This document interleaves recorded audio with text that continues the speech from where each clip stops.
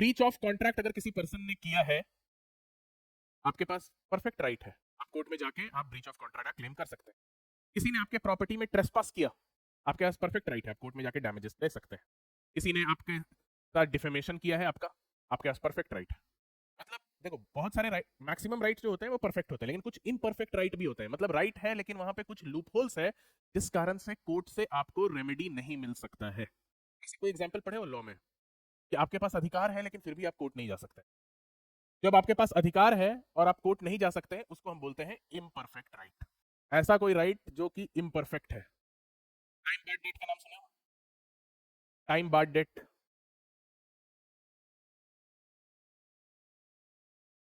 Time barred date ये एक example है। ऐसा बहुत सारा एग्जांपल देखो, एक लॉ है लिमिटेशन एक्ट, एक लिमिटेशन एक्ट और एक लॉ है। वो लिमिटेशन एक्ट का क्या पर्पस है बताओ?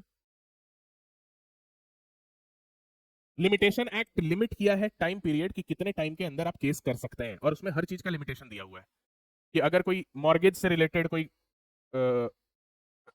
मॉर्गेज का राइट वायलेट हुआ तो उसके लिए आपको 12 साल टाइम दिया हुआ है। प्रॉपर्टी रिकवर करने का, अगर मान लो कि इसने मेरा प्रॉपर्टी छीन लिया, ठीक है, तो ये छीन लिया, लेकिन मुझे जो है जॉब करने के लिए फॉरेन जाना है, मैं सोच रहा हूँ जब रिटायर होऊंगा तब इससे वापस लूंगा।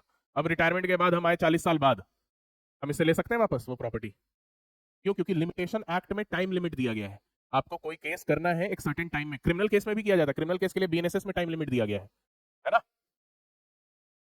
1 साल के लिए पनिशेबल जो ऑफेंस है उसके लिए आप 1 साल तक ही केस लेके आ सकते हैं। 1 साल से 3 साल तक सजा वाला जो अपराध है, जैसे चोरी, 3 साल के लिए पनिशेबल होता है, उसके लिए चोरी आज हुई है तो 4 साल 5 साल बाद तुम केस लेकर नहीं आओगे, तुम 3 साल के अंदर ही ला सकते हो, ठीक है? प्रॉमिसरी नोट किसी से उधार लिए हो तो उसको लौटाना, आपको किसी पर्सन को लौटाना है। अब जिसको उससे क्लेम करना है वो उससे क्लेम करने के लिए कितने साल के अंदर सूट ला सकता है? 3 साल के अंदर। टाइम बार्ड डेट उसी को बोलते हैं ना, कि आपने किसी को उधार दिया है, लेकिन अब उधार वापस मांगने का लिमिटेशन टाइम खत्म हो गया है, तो अब वो उधार क्या हो गया? Time barred date. टाइम से बार हो गया वो डेट, अब वो आप वापस नहीं ले सकते हैं। यानी अधिकार तो आप ही के पास है, अधिकार तो आप ही के पास है, लेकिन उस अधिकार को आप कोर्ट में जाके इन्फोर्स नहीं कर सकते हैं। तो there are certain perfect right, certain imperfect right. Imperfect right का मतलब है कि where right exist but no remedy is available. हाँ ठीक है, जिसने आपका उधार लिया है वो 10 साल बाद कर्म के मारे लौटा दिया तो आपको वो मिल गया, तो ठीक है, वो आप अपनी प्रॉपर्टी वापस ले रहे हैं, अपना पैसा वापस ले रहे हैं, ठीक है, वो आप अपना पैसा वापस ले रहे हैं, लेकिन आप कोर्ट में नहीं जा सकते हैं अगर वहां पे टाइम पीरियड एक्सपायर हो गया है। वहां पे लिमिटेशन एक्ट जो है उसने बार कर दिया, ठीक है? एक लिमिटेशन एक्ट, एक लॉ है, 30 सेक्शन का है वो लिमिटेशन एक्ट। आप लोग के सिलेबस में नहीं होगा, कॉलेज में भी नहीं है, जुडिशरी में भी नहीं है, कुछ कुछ स्टेट में पूछते हैं, लेकिन लिमिटेशन एक्ट बहुत इंपॉर्टेंट लॉ है। उसमें बताया गया है कि कोई भी केस अगर करना है आपको तो कितने समय के अंदर करना है, उसका लिमिट दिया गया है। उस लिमिट के अंदर केस नहीं किए तो ठीक है, अपना राइट लेके आप खेलते रहिए, अब वो राइट को कोर्ट से इन्फोर्समेंट नहीं मिलेगा। तो वैसे ही राइट को हम क्या बोलते हैं? Imperfect right. और परफेक्ट राइट वैसे right which are readily enforceable by court, है ना? अब आइए नेक्स्ट, पॉजिटिव और निगेटिव राइट। अब ये तो बहुत ही इजी है। पॉजिटिव राइट पे पहले देखते हैं। पॉजिटिव राइट, पॉजिटिव राइट कुछ करने का अधिकार, है ना? मतलब आपका राइट है पॉजिटिव सेंस में, है ना? आपका राइट है पॉजिटिव सेंस में। आपने प्रॉपर्टी खरीदा है तो आपके पास पॉजिटिव राइट क्या क्या है? आप उस प्रॉपर्टी को पोजेस कर सकते हैं, ठीक है, आप उस प्रॉपर्टी को कभी भी तोड़ फोड़ सकते हैं, आप उस प्रॉपर्टी में कुछ भी बना सकते हैं, ठीक है? वो आपका क्या है? पोजेसरी राइट, सारा कुछ क्या है? पॉजिटिव ही राइट के तो नेचर में है, ठीक है? आपका पॉजिटिव राइट। सड़क पे आप निकलते हैं, रोड पे निकल के घूम रहे हैं, ये क्या है? पॉजिटिव राइट है। आपके पास क्या है? फ्रीडम ऑफ मूवमेंट है, राइट मूव करने का, ठीक है? तो जो राइट पॉजिटिव सेंस में होता है और जो राइट निगेटिव सेंस में होता है, ठीक है, निगेटिव सेंस में जो राइट है कि आपके साथ वो एक्ट ना हो, कोई मेरे घर में इंटर ना करे, ये क्या है? निगेटिव राइट है। निगेटिव सेंस में है ना? कोई मुझे थप्पड़ नहीं मारे, ये क्या है? निगेटिव राइट, ठीक है? आप लोग यहाँ कोचिंग में एडमिशन ले लिया, अब आपका राइट है कि आप सामने जो क्लास होता है उसमें आके बैठ के पढ़ेंगे, ठीक है? ये आपका राइट है, राइट? हाँ हाँ, सॉरी, ये पॉजिटिव राइट है कि आप यहाँ आके पढ़ेंगे, this is a positive right. मैं नहीं पढ़ाऊंगा, अगर मैं नहीं पढ़ाऊंगा, है ना, मैंने एडमिशन ले लिया, मैंने नहीं पढ़ाया, ये क्या है? आपका नहीं, आपका ही राइट है, निगेटिव राइट है। इफ आई डोंट टीच तो आपका निगेटिव राइट वायलेट हुआ है, आपके पास एक निगेटिव राइट था, ठीक है। ये पढ़ाने से मना नहीं, कोर्स कंप्लीट होने से पहले पढ़ाने से मना नहीं करेंगे, ये आपका क्या है, निगेटिव राइट है, ठीक है। किसी को आपने उधार दिया, उसको पैसा वापस, उससे पैसा वापस क्लेम करना, ये क्या है आपका, पॉजिटिव राइट है, ठीक है। फिर उसके बाद होता है कि मान के चलो मेरा घर है, ठीक है, मेरे घर के बगल में लोग कचरा फेंकते थे, मैंने कोर्ट से आके ऑर्डर ले लिया कि यहाँ पे कचरा कोई नहीं फेंकेगा, अब ये क्या है, मेरा निगेटिव राइट है, मेरा निगेटिव राइट है कि कोई यहाँ पे कचरा नहीं फेंकेगा। तो कोई भी राइट या तो पॉजिटिव होता है या फिर वो निगेटिव होता है, ठीक है। Is this clear? उसके बाद नेक्स्ट आइए, राइट इन रेम और राइट इन पर्सोनम। मान के चलिए हम यहाँ पे कोई एकेडमिक फंक्शन ऑर्गेनाइज करते हैं, कोई सेमिनार कर रहे हैं, ठीक है, मान लो हमको कोचिंग के बिहाफ पे कोई सेमिनार करना है, ठीक है। अब सेमिनार किए, उसमें हमको किसी को एंकर बनाना है, ठीक है, हमको किसी को एंकर बनाना है, ठीक है। हमने क्या किया, एके को, मिस्टर एके को एंकर बना दिया, आदित्य को मैंने एंकर बना दिया, कैसे बना दिया, बस अपने इच्छा से, ठीक है। क्या तुम इक्वालिटी क्लेम कर सकती हो मेरे से, कर सकती हो कि सर ने डिस्क्रिमिनेशन किया है, सर को कोई टेस्ट लेना चाहिए था, कोई डिबेट कराना चाहिए था, उसके बाद एंकर को चूज नहीं कर सकते हो, क्यों, क्योंकि हम प्राइवेट अथॉरिटी हैं, I am the private authority, I can do as I want, ठीक है, इट इज माय चॉइस। लेकिन वही मान लो कोई स्टेट गवर्नमेंट सरकार कोई फंक्शन ऑर्गेनाइज कर रही है, उसमें मान लो किसी तरीके का कंपटीशन रखी है और उसके लिए लोगों को चूज करे, क्या वो अपनी मर्जी से चूज कर सकती है, नहीं। तो तुम्हारा इक्वालिटी भी जो है ना स्टेट के अगेंस्ट है, मेरे अगेंस्ट नहीं है ना। राइट इन पर्सनम हुआ, right to equality. Right in पर्सनम का मतलब है कि वो पूरे वर्ल्ड के अगेंस्ट नहीं है, कुछ ही स्पेसिफिक लोगों के अगेंस्ट अवेलेबल है जो राइट। अब अभिषेक ने आदित्य से पैसे लिए, आदित्य का जो राइट है वो क्या है, पर्सोनम है, वो केवल अभिषेक के अगेंस्ट अवेलेबल है, सभी के अगेंस्ट नहीं अवेलेबल है, ठीक है। तो जो राइट केवल कुछ स्पेसिफिक पर्सन या स्पेसिफिक इंडिविजुअल के कॉन्टेक्स्ट में अवेलेबल है उसको हम बोलते हैं राइट इन पर्सोनम, ठीक है। और जो राइट आपको पूरे वर्ल्ड के अगेंस्ट अवेलेबल है, ठीक है, जैसे right of ownership, right of possession, ये सब क्या हुआ, ये हुआ राइट इन रेम। जैसे ये मोबाइल फोन मेरा है, ये पोजेशन का राइट है मेरा, ये पूरे वर्ल्ड के अगेंस्ट है, ये नहीं कि तुम नहीं छीन सकते हो, तुम भी नहीं छीन सकती, तुम भी नहीं, तुम भी नहीं, कोई नहीं, कोई बिना मेरे परमिशन के नहीं कर सकता है, ठीक है। फिर लॉ ऑफ टॉट्स में जितने भी आपको राइट मिले हुए हैं, है ना, न्यूसेंस, कि कोई न्यूसेंस मेरे घर के बाहर न्यूसेंस नहीं करेगा, ऐसा नहीं कि केवल तुम नहीं कर सकते या तुम नहीं कर सकते, कोई मेरे घर के बाहर न्यूसेंस नहीं करेगा, कोई मेरे घर में ट्रेसपास नहीं करेगा, वो राइट मेरा किसके अगेंस्ट है, पूरे वर्ल्ड के अगेंस्ट। तो कोई भी राइट या तो पर्सनल हो सकता है या फिर इन रेम हो सकता है। इन रेम मींस लिख लो, right in rem means right against the world at large, right in rem means right against the world at large, और right in personam means right against particular persons, ठीक है। Position ownership का right किसमें आएगा, right in rem में। Contractual rights किस में आएंगे, पर्सनम में,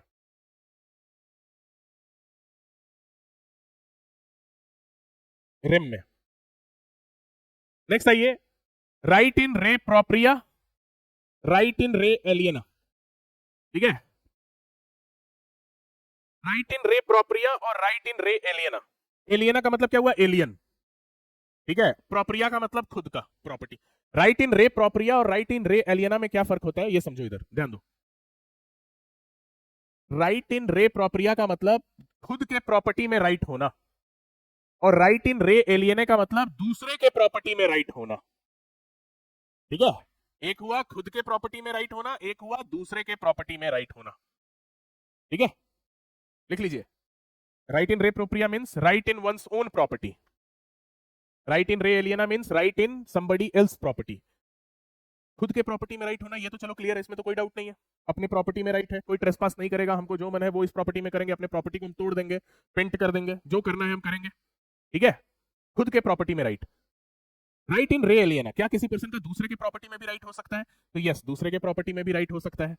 जैसे मान लो मॉर्गेज होता है, मॉर्गेज, कॉन्ट्रैक्ट ऑफ मॉर्गेज समझते हो ना, बंधक, मतलब जब आप अपना कोई जमीन गिरवी रख के कुछ पैसा लेते हो, तो किसी और ने अपना जमीन गिरवी रख के मेरे से पैसे लिए, अब जब तक वो मेरा पैसा वापस नहीं चुका देता है, मेरे पास राइट है उसके प्रॉपर्टी में, है कि नहीं, है ना, सामने वाले के प्रॉपर्टी में।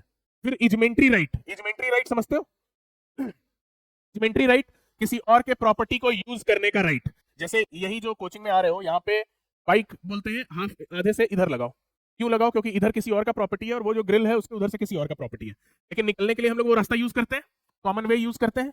तो वो क्या हुआ? राइट इन रे एलियना हुआ।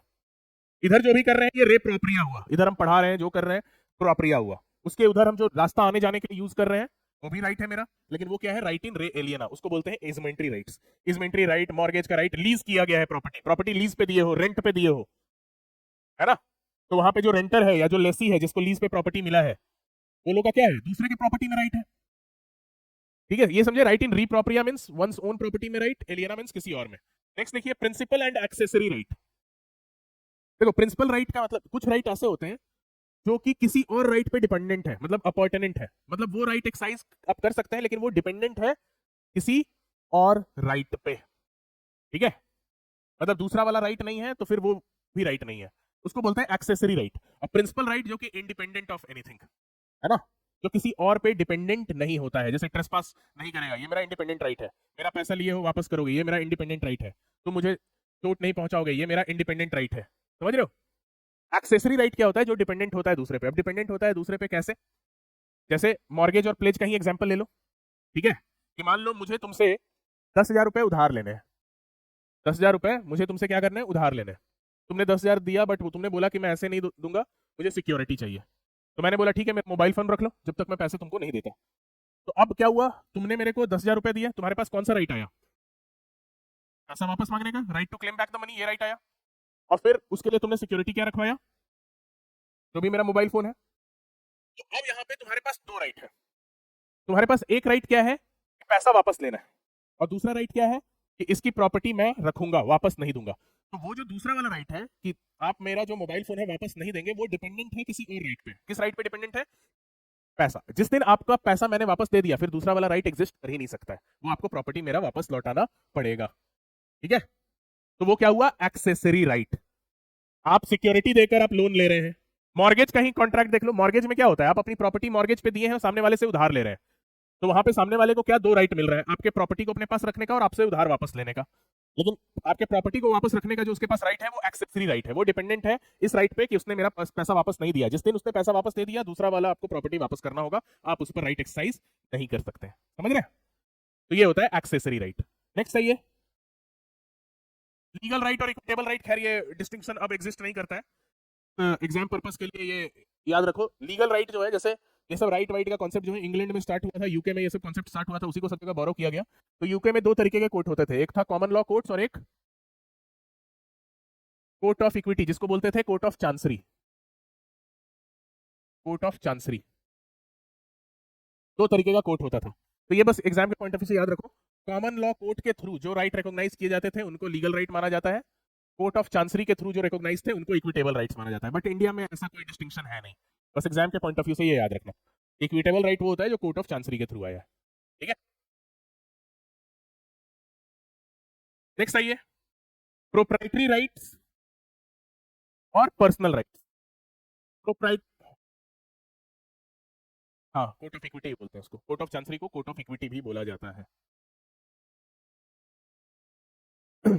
नेक्स्ट है आपका proprietary right and personal right.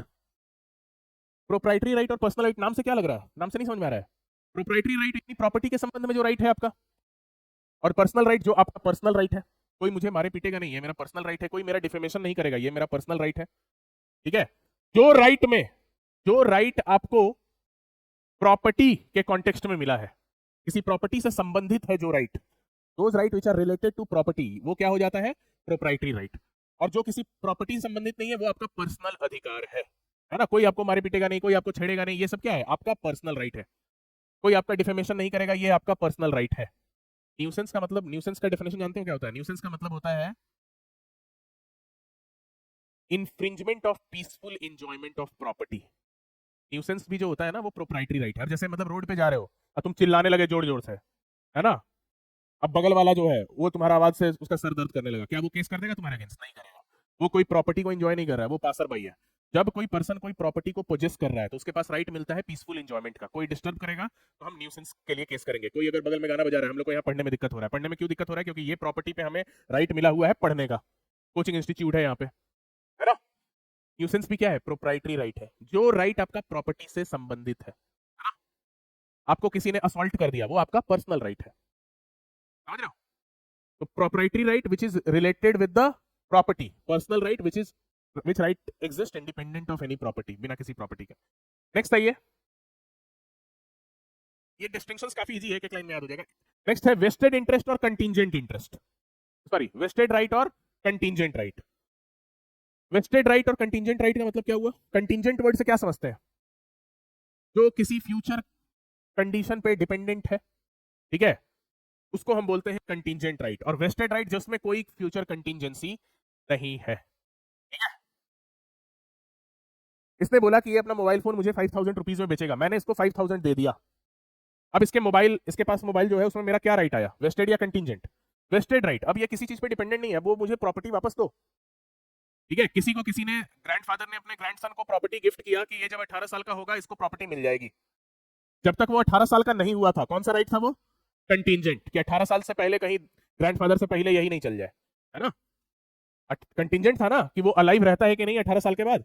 अगर वो 18 साल का हुआ, अलाइव है, तो अब उसका राइट क्या हो गया है? वेस्टेड। मतलब अब किसी कंटीजेंसी पे डिपेंडेंट नहीं है, ठीक है। मैंने बोला कि मैं तुमको ये प्रॉपर्टी दूंगा अगर तुम जुडिशरी का एग्जाम निकाल लेते हो फर्स्ट अटेम्प्ट में। तो मैंने बोला ये प्रॉपर्टी मैं तुमको दूंगा, मान लो वैल्यूएबल प्रॉपर्टी है ये, इसका कुछ वैल्यू है मान के चलिए, कि ये प्रॉपर्टी मैं तुमको दे दूंगा, गिफ्ट कर दूंगा, अगर तुम फर्स्ट अटेम्प्ट में जुडिशरी निकाल लेते हो। तो ये इस प्रॉपर्टी में तुम्हारा राइट आ गया, लेकिन कैसा राइट है? कंटीजेंट है। तुम जुडिशरी निकालोगे तभी मिलेगा। और तुम एक बार जब जुडिशरी निकाल लिए तब अब राइट क्या हो गया? Vested. Vested right which is not dependent on any future contingency, contingent right which is dependent upon future contingency, ठीक है। हाँ, फिर वो वेस्टेड बन गया, कंटीजेंट लास्ट में वेस्टेड हो गया। फिर है पब्लिक राइट और प्राइवेट राइट, ये तो बहुत इजी है। पब्लिक राइट जो आपको पब्लिक के अगेंस्ट अवेलेबल है ना। प्राइवेट राइट जो किसी प्राइवेट पर्सन के अंदर अवेलेबल है, यानी इसके अंदर मोस्टली जो है सिविल केसेस आते हैं, इसके अंदर क्राइम आता है ना। कि आपका पब्लिक राइट है ना कि कोई आपका मर्डर नहीं करेगा, कि ऐसा है कि केवल राजीव नहीं करेगा, वो कर सकता है मर्डर, नहीं ना। तो जितने भी क्रिमिनल लॉ के अंदर जो राइट आते हैं आपके, वो सब आपके पब्लिक राइट है ना। कोई आपके घर में चोरी नहीं करेगा, केवल क्या एक ही दो पर्सन के अगेंस्ट है कि यही चोरी नहीं करेगा, सभी के अगेंस्ट है। प्राइवेट राइट वो जो होता है सिविल केसेस में, जो कॉन्ट्रैक्चुअल राइट्स होते हैं वो सब आपके प्राइवेट राइट में आ जाएंगे। और लास्ट है आपका प्राइमरी राइट और सेकेंडरी राइट। प्राइमरी राइट और सेकेंडरी राइट में डिफरेंस ये होता है, प्राइमरी राइट आपके पास एग्जिस्ट करता है इंडिपेंडेंट ऑफ एनी रॉन्ग और ऑफेंस कमिटेड अगेंस्ट यू, ठीक है। जो राइट आपके पास है इररिस्पेक्टिव ऑफ कि किसी ने कोई गलत काम किया है कि नहीं किया है, तो हम बोलते हैं प्राइमरी राइट। और सेकेंडरी राइट का मतलब होता है जब किसी पर्सन ने कोई गलत काम कर दिया है उसके बाद जो आपके पास अधिकार आता है उसको बोलते हैं सेकेंडरी राइट। कोई मर्डर नहीं करेगा, कोई चोरी नहीं करेगा, ये क्या है? आपका प्राइमरी राइट है। मर्डर या चोरी कर दिया, मर्डर कर दिया तो आप तो है ही नहीं, ठीक है, मान लो चोरी किया, ठीक है चोरी किया, आप कोर्ट जा रहे हैं, कोर्ट क्यों जा रहे हैं? क्योंकि अब आपके पास सेकेंडरी राइट है कि आप उसको सजा दिलाएंगे। तो जब प्राइमरी राइट वॉयलेट हो जाता है उसके बाद जो राइट होता है उसको बोलते हैं सेकेंडरी राइट। और प्राइमरी राइट होता है वो एग्जिस्ट करता है इंडिपेंडेंट ऑफ एनी राइट।